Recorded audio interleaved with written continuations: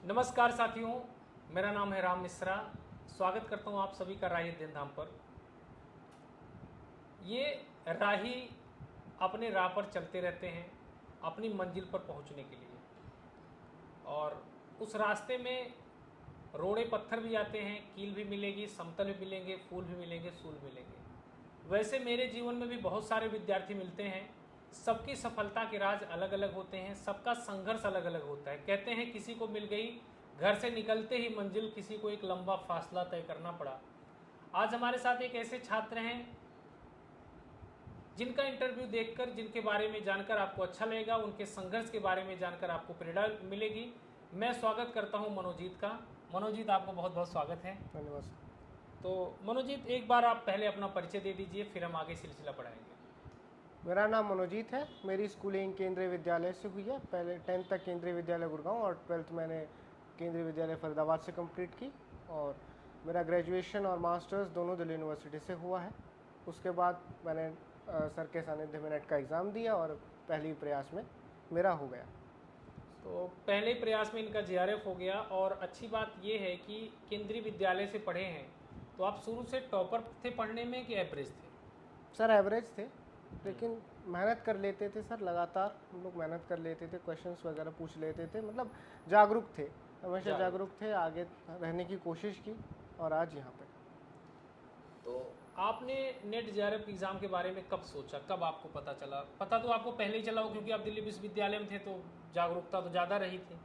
तो कब आपको पता चला कि यही करना है?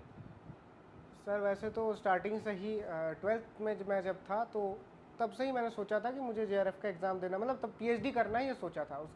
उसके लिए जेआरएफ का एग्ज़ाम देना होता है ये नहीं पता था। जब कॉलेज में आए, मास्टर्स में आए, तो पता चला कि जेआरएफ का कोई एग्ज़ाम होता है और वो दी जा सकते हैं। तो उसके बाद आगे जो है रास्ता प्रोफेसर की तरफ जाता है।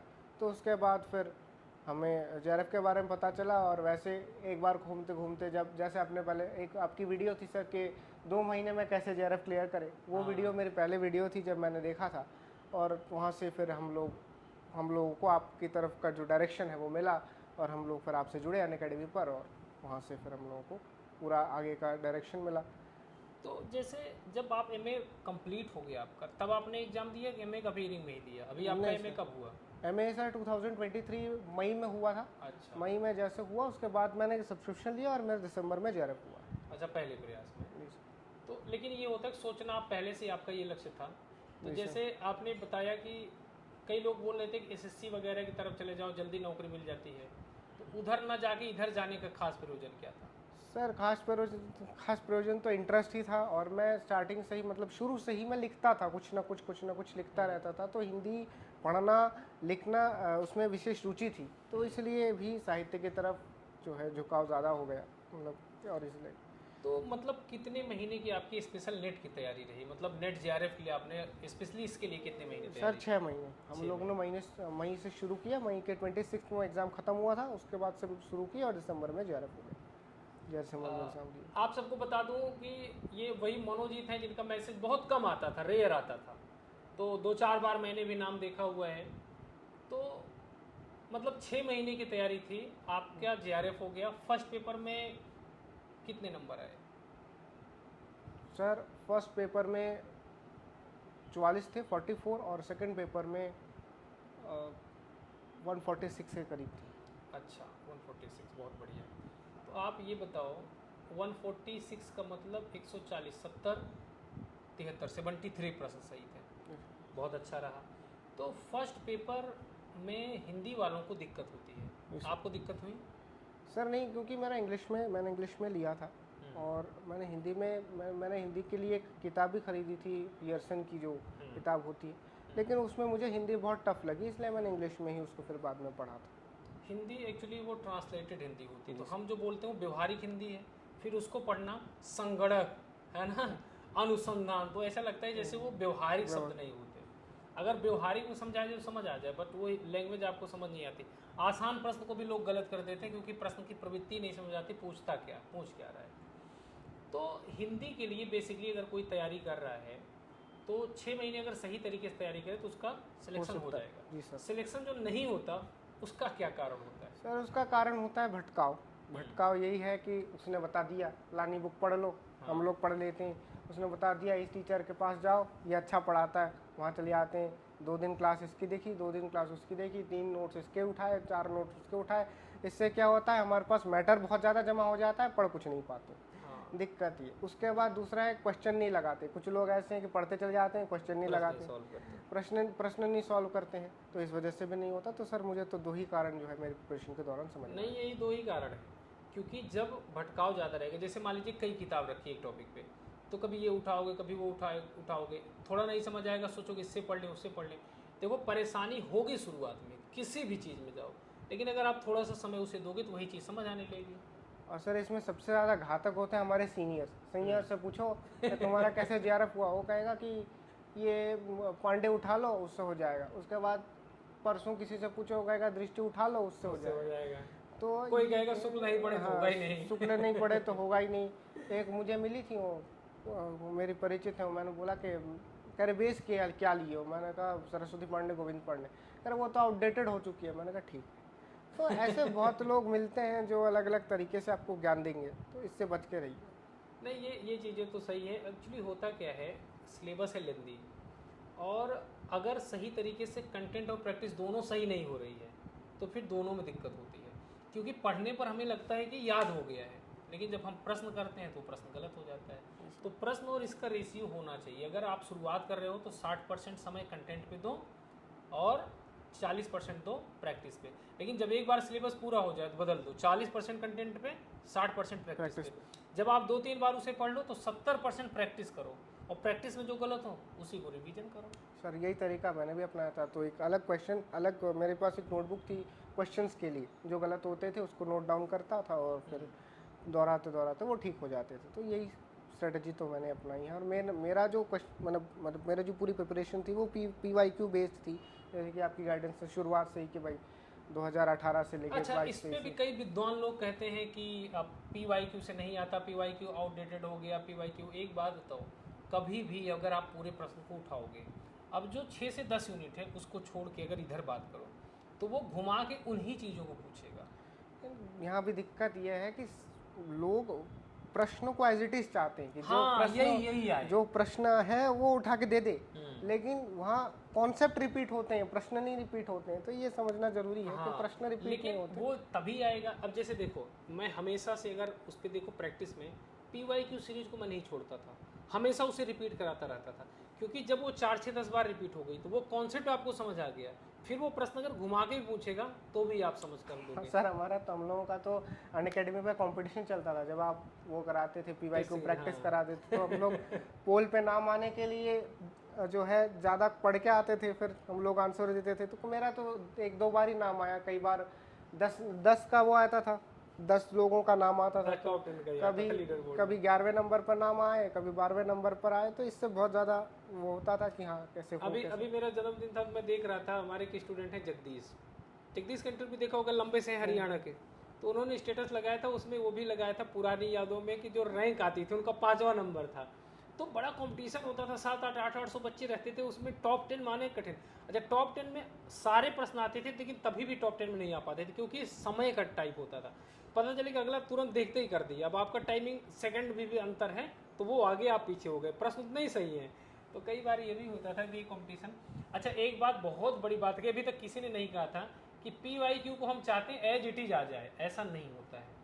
अगर उसने आत्मकथा में 4 लोगों का पूछा मिलान करने के लिए, तो अगले में उसमें से 2 हो सकते हैं, 2 अलग आ जाएंगे, या 1 हो सकते हैं, 3 अलग आ जाएंगे। तो उसमें क्या होता है, अगर हमने 2 याद किए तो वो हमको समझ में आ जाती, 2 का मिलान कर लिए हमको ऑटोमेटिक आंसर मिल जाता है। तो एज इट इज नहीं आते, कॉन्सेप्ट पे आता है ये। और कॉन्सेप्ट क्लियर भी तभी होगा जब PYQ पे आपकी बेहतर कमांड होगी, वहीं से आपका शुरू होता है। तो PYQ को 2 तरीके से बांट लीजिए, यूनिट 1, 2, 3 इन सब में पहुंचना है तो आप 2010 से लेके सॉल्व करोगे, ठीक हो जाएगा। लेकिन नए पैटर्न वाले पे 2018 से 23 तक के PYQ को जितनी बार सॉल्व करोगे, उससे जो नए प्रश्न आ रहे हैं उसकी प्रवृत्ति समझने में हमको आसानी हो जाएगी। और सर PYQ को दोहराने की जो मेरी टेक्निक थी सर, वो क्या थी कि मैंने 2018 से लेके 2022 तक के जो PYQ थे उसको फ़ोन में बोल बोल के रिकॉर्ड कर लिया था।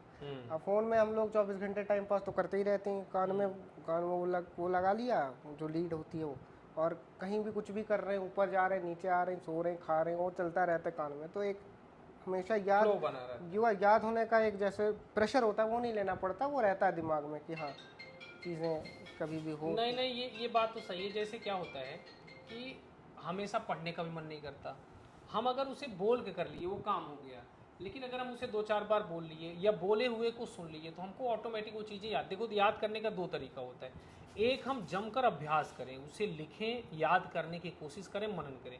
एक होता है अगर हम रूटीन से उसे कई बार पढ़ ले रहे हैं तो भी वो हमको याद हो जाता है।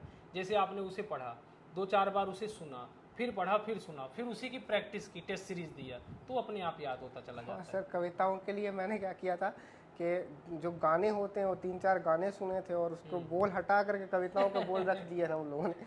तो इससे क्या हुआ कि वो कविताएं गाने में याद हो गई हैं, तो ज़्यादा लोड नहीं लेना पड़ा। नहीं तो कहते हैं बहुत है वो, कौन कैसे याद होगा कैसे नहीं।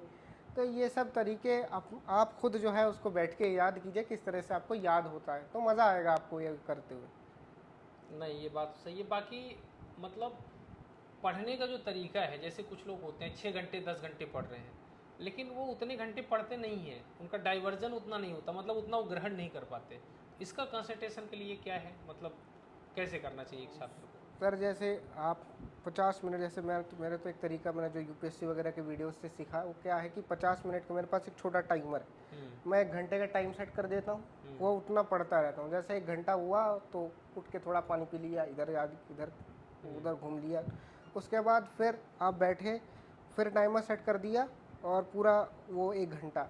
तो इससे क्या प्रोडक्टिविटी आपकी बनी रहती है, और फिर आप जब एंड में जाते हो, डे के एंड में, तो आप ये मेजर कर सकते हो कि आपकी प्रोडक्टिविटी कितनी रही और आपने अपने टारगेट्स को अच्छी तरह अचीव किया या नहीं। तो इससे क्या हो कि डिमोटिवेशन नहीं आता है कि होगा कि नहीं, आगे हम लोग जाकर सही जा रहे हैं या नहीं, पता नहीं क्या। तो ये सब चीज़ें नहीं होती हैं। तो हाँ, ये इसमें एक चीज़ ये लोग कर सकते हैं कि 50 मिनट, 45 मिनट, 40 मिनट उतना बनाओ, उतने में जम कर पढ़ो। उस समय कुछ मत करो इधर उधर, मतलब भटको ही मत। 40-45 मिनट पढ़ो, 10-15 मिनट आप टहल लो, घूम लो, सॉन्ग सुन लो, फिर टाइमर सेट करो, फिर पढ़ो। क्योंकि जब हम 2-3 घंटे ऐसे बैठे रहते हैं तो सच्चाई ये है कि 3 घंटे बैठे तो रहे, लेकिन हम पढ़े नहीं 3 घंटे, उसमें से मुश्किल से 1 घंटे पढ़ते हैं। इससे बेहतर है कि एक टारगेट फिक्स करो, जैसे 40-45 मिनट, 50 मिनट, शुरुआत में नहीं हो रहा है 40 मिनट ही लो, उतनी देर पढ़ो। उतनी देर पढ़ने के अलावा कुछ मत करो, फिर लिख लिख के ही क्यों ना पढ़ना पड़े, नहीं समझ आ रहा है उसे लिखने की कोशिश करो। तो ये ज़्यादा ठीक रहता है, क्योंकि आप कितना पढ़ रहे हैं। कई लोग पूछते हैं कितने घंटे, घंटे से मतलब नहीं है, आपने कितना लर्न किया, सबसे मायने ज़्यादा ये। पता लगे पढ़े 10 घंटे, आपके टॉपिक्स आप लिख लो कि ये टॉपिक मुझे आज ख़त्म करना है। वो घंटे मैटर नहीं करने चाहिए कि हाँ, कितना टाइम लगेगा, कितना नहीं लगेगा। टॉपिक जितना टाइम लगे मांगे उतना टाइम आपको देना है, बस। तो पढ़ाई के दिनों में आपके मतलब जीवन में कोई चैलेंज ऐसे आए या कोई ऐसी घटना, कोई ऐसी चीज़ें जो आप बताना चाहें स्टूडेंट को? पढ़ाई के दिनों में जो सबसे बड़ा चैलेंज आता है वो यही आता है कि होगा कि नहीं, ये वाली बात कि हाँ आगे होगा कि नहीं। इतने सारे लोग जो हैं वो इतने दिनों से प्रिपरेशन कर रहे हैं, हम तो अभी अभी आए, हमारा होगा कि नहीं, इतना बड़ा लेंदी सिलेबस है, कैसे कवर करेंगे, ये सब चीज़ें चलती हैं। तो इसलिए सबसे अच्छा है कि आप अपने काम पर फोकस करिए और ये सब मत सोचिए। मेरा क्या हुआ था कि जब मतलब बिल्कुल एकदम नज़दीक थे एग्ज़ाम्स, तो मैं बहुत डर गया था एक टाइम, मतलब बहुत हार्ट बीट तेज़ हो गई थी। तो मैंने सर को फ़ोन किया कि सर ऐसे ऐसे है, बहुत ज़्यादा एंजाइटी हो रही। तो सर कह रहे हैं कि PYQ लगाने शुरू करो, 18 से 18 से 22 तक के PYQ फुल स्पीड पे लगाने शुरू करो, एकदम कोई दिक्कत नहीं है, मतलब ऐसा नहीं होना चाहिए, एकदम अच्छे से लगाओ। तो इसलिए जब आपको ऐसा लगे कि हाँ क्या होगा, तो जो आपको जो सेगमेंट आपको सब्जेक्ट में अच्छा लगता है उसे पढ़िए, सरल हो। जो सरल हो, जो अच्छा लगता है उसे पढ़िए। जैसे कहानियाँ हैं, कहानियों को पढ़िए, या फिर जो कविताएं हैं, जैसे कबीर के दोहे अगर आपको अच्छे लगते हैं तो उसको सुनिए, पढ़िए, कुछ भी करिए। तो इस तरह से स्ट्रेस मैनेज हो। शुरुआत, अच्छा एक चीज़ यहाँ आप लोग भी देख लो कि जैसे आप 2-4 दिन छुट्टी ले लिए, कहीं गए हो, तो फिर शुरुआत करना थोड़ा कठिन होता है।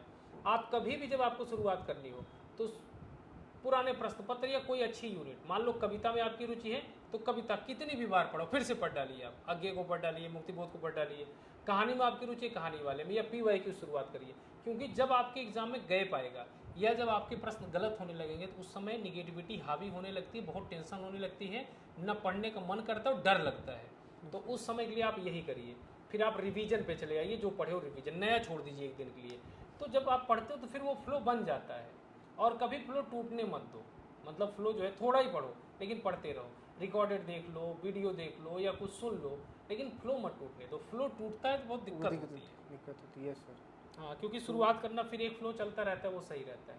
जी सर। तो बाकी कोई ऐसा चैलेंज मतलब कि नहीं होगा या करो या ना करो, कोई ऐसी चीज़ें ये सामने कभी आई? नहीं सर, मतलब कोई ऐसी तो नहीं आई, लेकिन बस वही बातचीत चलती थी घर में कि असिस्टेंट प्रोफेसर की जॉब है, इतना लंबा वो है, इतना लंबा टाइम तुम्हें लगेगा, हम लोग तब तक क्या करेंगे, ये वो, और मतलब इतना लंबा टाइम हम लोग कैसे सस्टेन कर पाएंगे, ये क्वेश्चन होता था। तो इसलिए अब जो अब मतलब जब दे दिया है तो मूसल से क्या डरना, सर दे ही दिया है तो मूसल से अब क्या ही डरना। तो इसलिए अब जब आ गए हैं तो अब तो करके ही बाहर निकलेंगे, ये वाला भाव जो है होना चाहिए। और हमेशा थोड़ा सा पागलपन भी होना ज़रूरी है, वरना परेशान कर देंगे समाज, खासकर समाज, रिश्तेदार वगैरह। तो चैलेंजेस तो बाहर से लादे हुए ज़्यादा होते हैं, आंतरिक कम होते हैं। और जब आप ये तैयारी करते हो तो तैयारी एक लंबा, देखो नेट जेआरएफ एक अच्छा सिलेबस है, यूपीएससी वगैरह एग्जाम या कोई भी एग्जाम, उसमें समय लगता है। अगर आपके अंदर पेशेंस नहीं है तो फिर बड़ी दिक्कत होगी, क्योंकि लोग बोलेंगे इसमें नहीं होता, कई लोग बताएंगे अरे जेआरएफ करके बहुत लोग बैठे हैं, नेट करके बहुत लोग बैठे हैं, कहाँ हो रहा है उनका, ये चीज़ें भी सामने आएंगी। लेकिन याद रखना, अगर आप मेहनत किए हो, अच्छी मेहनत किए हो, तो ज्ञान कभी बेकार नहीं जाता। बशर्ते ये है कि आप उसे यूटिलाइज करो, आप रुकना नहीं। एक समय जीवन में आता ही है जब आपको ये लगेगा कि चीज़ें सही नहीं हो रही हैं, लेकिन सही बात यह है कि उसी के बाद अगर आप संघर्ष करके आगे बढ़ते हैं तो सारी चीज़ें सही होनी चालू हो जाती है। ये एक फेज सबके जीवन में आता है। अगर वो फेज आ रहा है यानी आप अच्छे रास्ते पर हैं, आपकी प्रगति आगे तय है। अगर नहीं आ रहा है, सामान्य चल रहा है, तो कोई फिर खास मतलब नहीं है। तो ये चीज़ें होती हैं। बाकी एक बार अपनी स्टार्ट प्लानिंग बता दो, मतलब कैसे अगर ये तैयारी करें तो ये कैसे शुरू करें और कहाँ से अंत तक जाएं। अगर इनको रणनीति बनाए, दो चीज़ें, एक तो 1 महीना बचा हुआ है एग्जाम में, अभी जून में एग्जाम होना है, आपने 1 महीने क्या रणनीति बनाई, इनको क्या बनानी चाहिए ये, और अगर कोई शुरुआत कर रहा है शुरू से, यानी जून से शुरुआत करे दिसंबर तक, तो कैसे बनाए, ये दो प्रश्न। 1 महीना अगर आपके पास है तो आप सर नोट्स पढ़िए, जो आपने नोट्स बनाए वो बार बार पढ़िए, और जब आप खाली बैठे हो, आपको पढ़ने का मन ना करे, तो डबल स्पीड पे, जो मेरी आदत है, डबल स्पीड पे या 1.5 स्पीड पे सर के लेक्चर्स को देखते जाइए बार बार। इससे क्या होगा, चीज़ें दिमाग में रह जाती हैं। तब तो हमें लगता है कि हाँ क्या हुआ, निकल गया, ऐसे कुछ नहीं, लेकिन आप जब एग्ज़ाम में जाएंगे तो आपको ये चीज़ें पता चलेंगी। ये रिवीजन आप लगातार करते रहिए। अगर आप स्टार्टिंग से कर रहे हैं तो स्टार्टिंग से करने के लिए सबसे अच्छी बात है कि PYQs को बेस बनाइए आप। PYQ को जब आप बेस बनाएंगे तो आपको स्ट्रक्चर समझ में आएगा, पैटर्न समझ में आएगा, और आपको NTA की थिंकिंग समझ में आएगी, वो पूछता कहाँ से क्वेश्चन। उसके बाद फिर आप सर के अनुसार चलिए, ज़्यादा दिमाग मत लगाइए इसमें, इधर मत उधर मत जाइए, सर जो बोल रहे हैं वही कीजिए। क्योंकि मैंने एकदम एज इट इज सर को फॉलो किया था, अनअकैडमी पर भी और यहाँ भी राही पर भी। तो ज़्यादा इधर उधर मत जाइए, क्योंकि ज्ञान देने वाले हर कदम पर आपको मिलेंगे प्रिपरेशन के प्रोसेस में। रात 9 बजे भी मैं फिर PYQ चला रहा हूँ, आप लोग उसे देखिए। बात क्या होती है कि ये भटकाव मेरे भी जीवन में आता है। यानी अगर आप अच्छा लक्ष्य कर रहे हैं, चाहे गुरु मिले या साथी मिले, भाई मिले, बंधु मिले, कोई ऐसा मिले जिसके ऊपर आप विश्वास करते हो, क्योंकि कई बार हम द्वंद्व में जीते हैं। जब वो द्वंद्व हमारा कोई बता देता है तो हमको विश्वास हो जाता है। जैसे मान लीजिए मुझे लग रहा है ये ठीक है कि नहीं, अब मैं अपने मम्मी से पूछूँ मम्मी ये काम करना चाह रहा हूँ, मम्मी बोलती ठीक बेटा कर लो, तो वही जो द्वंद्व था वो खत्म होकर तेजी से आगे बढ़ जाता है, तो वो आत्मविश्वास में बदल जाता है। जैसे आप अगर अपने आप से कर भी रहे हो तो कभी लगेगा पता नहीं सही कर रहा हूँ गलत कर रहा हूँ, ये पढ़ूँ आएगा कि नहीं आएगा, लेकिन अगर मैंने बोल दिया उसे या कोई भी बोल दिया जिसे आप मानते हैं जो उसमें बेहतर है, तो फिर आपको एक विश्वास हो जाता है। तो ये चीज़ें बहुत ज़रूरी है, क्योंकि जब सिलेबस बड़ा है और भटकाव ज़्यादा, ये आपके साथ नहीं मेरे साथ भी है कई बार, अभी ये पढ़ें कि वो पढ़ें, अगर आप पढ़ने बैठे पता चले एक यूनिट पढ़े तो लगा दूसरा यूनिट छूट रहा है, उसे अधूरा छोड़ के अगली यूनिट में चले गए, उसे भी ढंग से नहीं पढ़े इसमें। तो एक काम करो, जो यूनिट उठाओ पहले उसे ढंग से पढ़ो। अगर आप यूनिट 1 का रिवीजन करें, पहले यूनिट 1 का रिवीजन कर लो, यूनिट 1 के प्रश्न कर लो, फिर अगली यूनिट पे जाओ, छोड़ो मत। अगर उठाओ, जैसे कहता ना सर दे ही दिया फिर ध्यान ही किया मूसल का, तो अगर आपने वो यूनिट उठाई आप उसे पूरा करिए, फिर अगले यूनिट में बढ़िए। ऐसे रिवीजन में भी आपको करना है और ऐसे शुरुआत में भी करना है। और सबसे बड़ी जो दिक्कत है, किसी से मत पूछना। हाँ भाई देखो, क्योंकि सबका एक बात और भी है कि जो लोग बताते भी हैं, मान लो शुरुआत में तैयारी की है, 6-7 महीने इधर उधर की है, उसके बाद फिर आगे किताब पढ़े, फिर उसके पहले क्या पढ़े, फिर वो सारा प्रोसेस नहीं बताते, वो बताते थे ये किताब पढ़ लो। भाई वो किताब वो कब पढ़ा, ये बात तो पता ही नहीं है कब पढ़ा, उसके पहले उसने क्या किया था, क्या भटकाव, ये तो आप समझ ही नहीं पाए, आप डायरेक्ट आंसर पे चले गए। तो किसी किसी को हर किताब अच्छी लगती है, किसी ने शुक्ल को कई बार पढ़ा है वो बोल देगा शुक्ल पढ़ लो, लेकिन क्या शुक्ल पढ़ने से सिलेक्शन हो जाएगा? क्या हो ही नहीं सकता। सर मास्टर्स की मैं एक बात बताता हूँ, मास्टर्स में हम लोगों ने एंट्रेंस दिया था ड्यू का, तो उसके लिए मैंने पूछा था कि क्या पढ़ें, टाइम नहीं था मेरे पास, 2 महीने थे, तो कह रहे कि क्या पढ़ें। उसने गिन के 10 से 17 किताब बता दी। मैंने कहा 2 महीने हैं मेरे पास। कह रहे नहीं नहीं, ये तो पढ़ना ही पड़ेगा वरना सिलेक्शन नहीं होगा। उसके बाद मैं गोविंद पांडे लेकर आया, उसे 10 बार पढ़ा और हो गया सिलेक्शन। तो इसलिए हर किसी से मत पूछो कि क्या पढ़ें क्या नहीं, किधर जाएं किधर नहीं, ठीक है। एक को पकड़ो और उस पर विश्वास करो, सर को पकड़ो, सर के ऊपर पूरा विश्वास करो, उनकी स्ट्रेटेजी फॉलो करो, तुम्हारा हो जाएगा। तो अभी मैं बात कर रहा था, एक हमारे मित्र हैं IAS हैं, उनसे मैं पूछा तो बोले देखो इस समय गाइडेंस की सबसे ज़्यादा ज़रूरत है, क्योंकि इस समय भटकाव ज़्यादा है। पहले भटकाव नहीं होता था, किसी भी एग्जाम में मैटर ही ज़्यादा नहीं होता था। IAS तैयारी करनी है, गिना चुना मैटर होता था, मैटर भी नहीं होता था सब पे, तब सिलेक्शन आसान होता था। अब इतना मैटर पता चले IAS किताब दुकान वाला ला के रख दिया 50 किताब लो।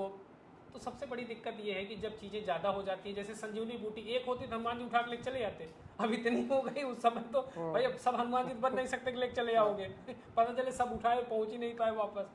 तो इसलिए सही दिशा में सही तरीके से आप पढ़िए। और दूसरा, पढ़ने वाले आप स्वयं हैं और सफलता लेने वाले भी आप स्वयं हैं। कोई माध्यम बन सकता है, अगर मैं 1 घंटे पढ़ा रहा हूँ और आप उस पर 2 घंटे मेहनत नहीं करेंगे तो फिर कोई मतलब नहीं है।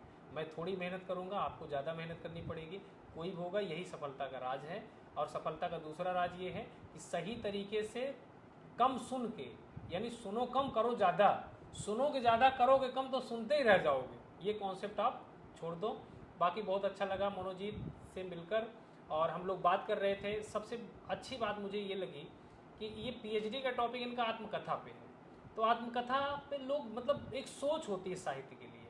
तो मुझे उम्मीद है आगे ये आप सबको बहुत सारी चीज़ें देते रहेंगे, क्योंकि साहित्य में इनका योगदान हमेशा रहेगा। वो इसलिए भी रहेगा क्योंकि प्रवृत्ति पता चल जाती है, केवल रोजगार के लिए इनका वो चीज़ नहीं है, ये करना भी चाहते हो, करेंगे भी। मैं भी साथ हूँ, अगर आप लोग भी इस तरीके से कुछ भी अच्छा करना चाहते हैं, केवल नौकरी के लिए आप सीमित मत रखिए, आप अपने को आगे बढ़ाइए और समाज का कल्याण करिए। आपके द्वारा लिखी गई चीज़ें, आपके द्वारा प्रकाशित की गई चीज़ें, आप लोग जो खोज करोगे आगे आने वाली पीढ़ी के लिए वो वरदान होंगी और मार्ग प्रशस्त करेंगी। तो मैं ये कहता हूँ केवल नाम के लिए डिग्री मत लीजिए, पढ़ाई करिए, मेहनत करिए, आगे बने रहिए। और कैसा लगा आपको, आप सबको इंटरव्यू, आप सभी लोग ज़रूर बताना। और मनोजीत से मिलकर तो मुझे बहुत अच्छा लगा, हम लोग बहुत सारी बातें किए और इन्होंने जो विचार था प्रकट किया। कुछ और कहना शेष हो बताइए। बस यही है कि तैयारी कीजिए और लगे रहिए, ज़्यादा इधर उधर मत भटकिए, बस यही है। क्योंकि यहाँ पर भटकाव ही आपको असफलता के कारण असफलता दिलाएगा और आपको जो स्थिरता है वो आपको सफलता दिलाएगा। चलिए, बहुत बहुत शुक्रिया, धन्यवाद। कमेंट करके जरूर बताना कैसा लगा इंटरव्यू। नमस्ते।